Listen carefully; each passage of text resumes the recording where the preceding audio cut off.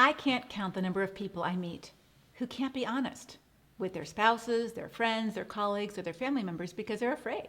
They're afraid of conflict, they're afraid of rejection, disapproval, and they're terrified of losing the relationship. If they really let someone know who they are, what they think, what they feel, they might be rejected. And we all struggle with hiding our true self from others. We pretend something doesn't matter to us when it really does matter. We do something we really don't want to do just to avoid conflict. We act happy when we're hurting. We say something doesn't bother us when our blood is boiling. We pretend we're not as smart or as talented or as resourceful as we are so we don't threaten someone else's ego. We act as if we're more spiritual than we are so others will like us or look up to us. And we get so good at faking it that we forget who we are and what we're passionate about.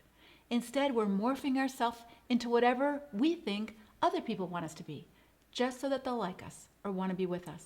But in the process, you will forfeit the joy of being known and accepted for who you really are.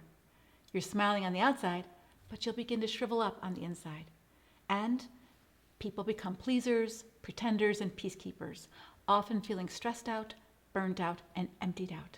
This only leads to isolation, loneliness, discontent, and depression. Not only that, but when you live for the love and approval of others, you actually lose out on becoming the person God designed you to be. Now, if you recognize that you've been hiding behind a mask and you want to break free, I want to give you 3 things you need to do. First, get honest with yourself. Part of the reason you can't honestly share yourself with others is you've been hiding even from yourself. You may not know who you are. You may not even know what you feel.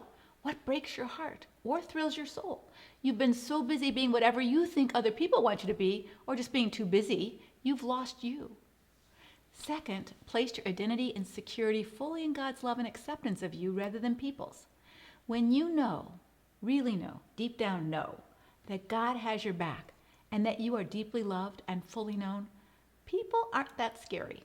That doesn't mean we don't need people to value and love us, but you're free to be yourself with them. Third, learn to tolerate the unpleasant feelings that come when you do disappoint someone or there is some conflict. It happens to all of us. But when you can tolerate them without caving into them, they can go away.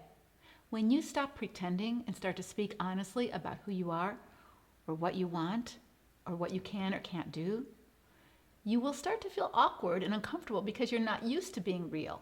Or you're not used to disappointing people. But don't let those feelings stop you from making the changes you need to make to get honest. Most of us feel a little foolish when we try new things. But in order to stop hiding, you have to learn to speak the truth in love so that there's an opportunity for you to be known and for mutual caring and understanding to be expressed in your relationship. Now, some of you may realize that your relationships are very lopsided.